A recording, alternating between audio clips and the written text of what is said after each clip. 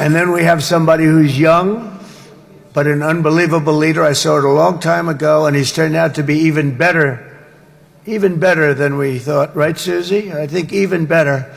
And that's Pete Hegseth, who is our Secretary of War, formerly Secretary of Defense.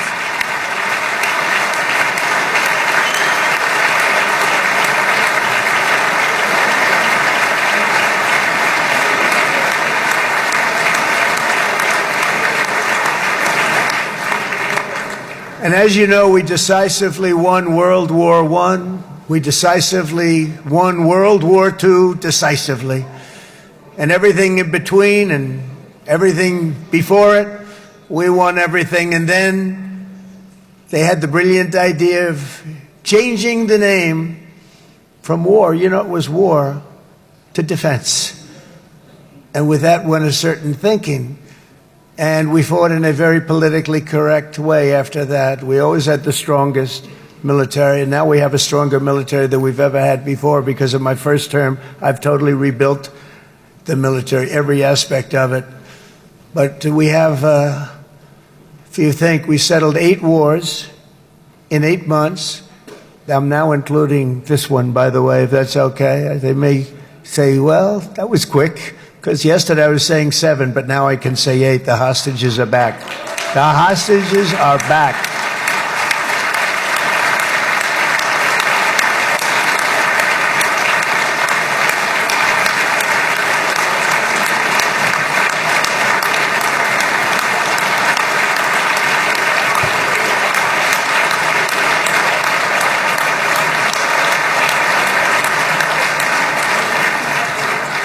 It is a good feeling. Isn't that nice to say? You know, I just said the hostage. First time I said the hostages are back. It feels so good to say it. But when you settle 8 wars in 8 months, that means you don't like war. Everyone thought I was going to be brutal. In fact, I remember Hillary Clinton during a debate, she said, look at him, he's going to go into war with everybody. And actually, she said, he's got a personality that's all about war. No, and my personality actually is all about stopping wars. And it seems to work. It seems to work. But it also means this name change and our attitude that we're not going to go into a war. But if we do, we're going to win that war like nobody has ever won a war before. We will not be politically correct, but we're not going to be there. And I think, you know, as you mentioned, Bibi, before, peace through strength. And that's what it's all about. The United States has the greatest and most powerful military in the, right now, history of the world. I can tell you we have weapons that nobody's ever dreamt of. I only hope we never have to use them. I rebuilt the military. I was proud to do it, but some of the things I hated to do. I hated certain of the weapons because the level of power is so enormous. It's so dangerous, so bad. But we have to do what we have to do. We make the best weapons in the world, and we've got a lot of them. And we've given a lot to Israel, frankly. And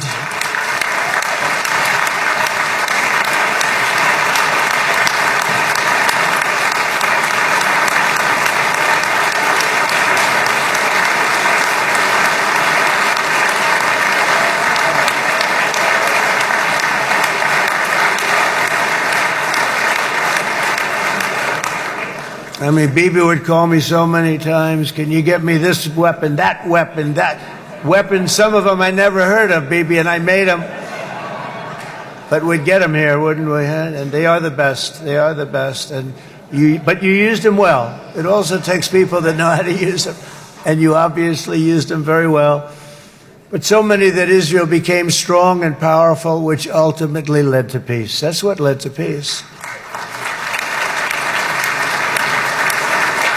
So as we celebrate today, let us remember how this nightmare of depravity and death all began.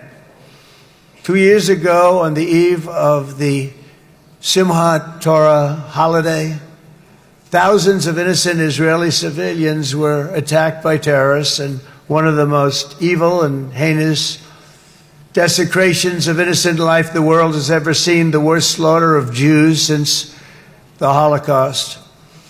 The cruelty of October 7th struck to the core of humanity itself. Nobody could believe what they were witnessing. The United States of America grieved alongside you, and we mourned for our own citizens who were so viciously taken that day.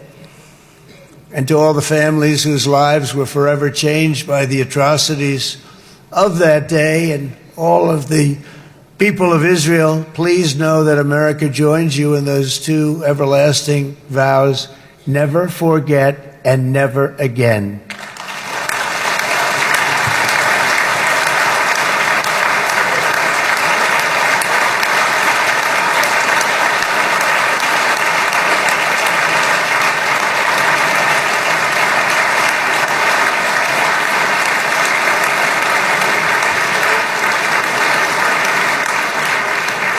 From October 7th until this week, Israel has been a nation at war, enduring burdens that only a proud and faithful people could withstand. It was a very tough period of time.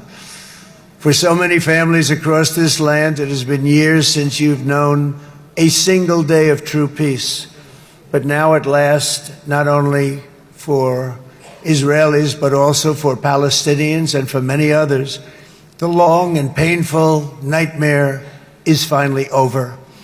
And as the dust settles, the smoke fades, the debris is removed, and the ashes cleaned from the air, the day that breaks on a region transformed, and a beautiful and much brighter future appears suddenly within your reach. This is now a very exciting time for Israel and for the entire Middle East, because all across the Middle East, the forces of chaos, terror, and ruin that have plagued the region for decades now stand weakened, isolated, and totally defeated.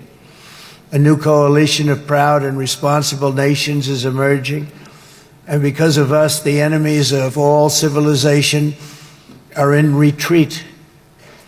Thanks to the bravery and incredible skill of the Israeli Defense Forces and Operation Rising Lion,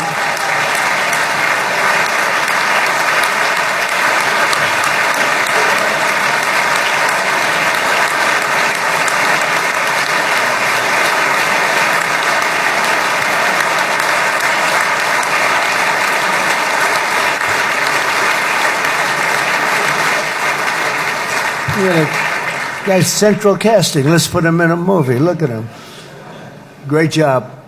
And my people loved working with you. Loved it.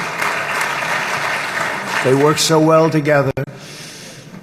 But many of Iran's top terrorists, including nuclear scientists and commanders, have been extinguished from this earth. And with Operation Midnight Hammer, boy, that's a great name for that, what we did last June. The United States military flew 7 of those beautiful B-2 bombers. They look so beautiful all of a sudden. They were always, I thought they were pretty planes. I had no idea they could do what they did. In fact, we just ordered 28 more of them. A little updated version. We ordered a whole pile of them. And almost 100 other planes went with them, including fighter jets. And we had 52 tankers, big, beautiful, brand new tankers that were loading them up 4 or 5 times. They've traveled 37 hours back and forth. Think of that. But we had tankers all over the sky for all the other planes. We had the F-22s, the F-35s, F-16s. We had a hell of a lot of planes.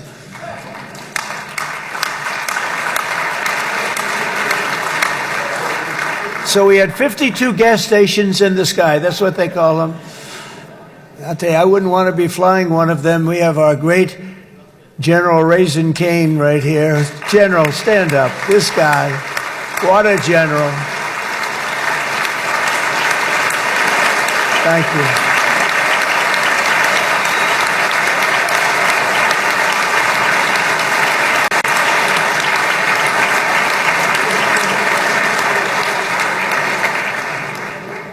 I asked General Kane, I said, we're having problems with ISIS, and I was in Washington, and I asked, how long would it take to defeat ISIS? And my Washington generals told me, 3, 4, maybe 5 years, sir. I said, I don't get it. We got the best equipment in the world. Why? So I flew to Iraq, and I met with a man named Kane. He said, what's your first name? He said, they call me Raisin, sir. I said, wait a minute, your name is Raisin Kane? I've been looking for you for a long time. You gotta be kidding. So they told me 3, 4, 5 years to defeat ISIS.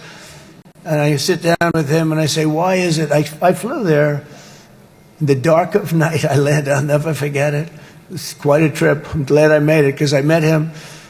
I said, could I ask you, General? I come down. He said, with another general and a sergeant. Everybody was like central casting. They could go into a movie right now. Between him and you guys over here, we could get rich making movies, okay?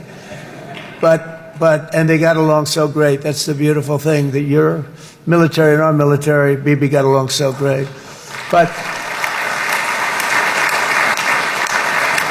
But I was told by the television generals in Washington, we have the best equipment in the world. Why is it taking so long?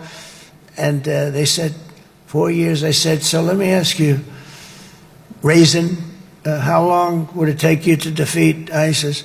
Sir, we can do it in 3 weeks, but you'll probably have some time left over. I said, you gotta be kidding. What the hell are you talking about? They said 4 years. I said, well, sir, look, it's not my place to say, but you're asking me the question. What you have to do is you hit him from the west, you hit him from the north, you hit him from the south, you hit him above, you hit him below. I said, so why didn't they do it? And he didn't want to speak badly of his superiors, which is hard to believe they were his superiors. It should have been the other way around a long time ago, because he's the one that did Operation Hammer. It was flawless. It was flawless. It was absolutely flawless. And I said, so you really think you can do it in 4 weeks? Yes, sir, 100%. You have to do it differently than they were doing it. They were using one base, and it was hundreds of miles away. And he says, we have all these portable bases all over the Middle East. And they didn't want to use them because they didn't want to offend the country where the portable... They wouldn't have even known what the hell the planes were going up, right? They wouldn't have known. But he said, no, they didn't want to defend anybody, offend anybody. But we can do it in 4 weeks. I said, you sure about that? I'm going to call you back. I'll call you back on Monday. I'm going back to Washington. But you think 4 weeks? Yes, sir, I think we can do it in 4 weeks. We'll have time left over. So I call him on Monday. I say, you think you can do it? 4 weeks. I said, go ahead and do it. He did it. I'll tell you, he did it in 4 weeks, less than 4 weeks. So, General, stand up, please. Again, this is a real general. This is not a television general. He doesn't want to go on television.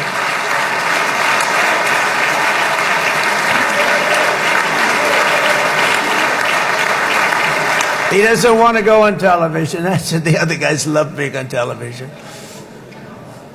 So we dropped 14 bombs on Iran's key nuclear facilities, totally, as I said originally, obliterating them.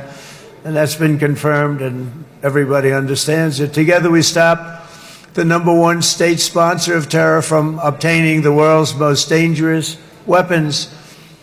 And if you think about it, if we didn't do that, and assuming we made the same deal that we have today, there'd be a dark cloud over this deal.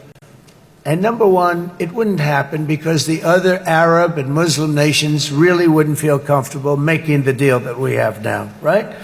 If Iran had that nuclear weapon that they were about 2 months away from having. They would have had it in 2 months or maybe less than that. They were right at, this was our last shot. They looked at it for 22 years. This was our last shot. The pilots told me that. They said, 22 years, sir. They looked at it. Our predecessors looked, they studied it. 3 times a year would do drills on that exact attack. And boy, did they get it right. But let's assume they didn't, and let's assume there was large-scale nuclear weapons in the hands of Iran. We couldn't be here today.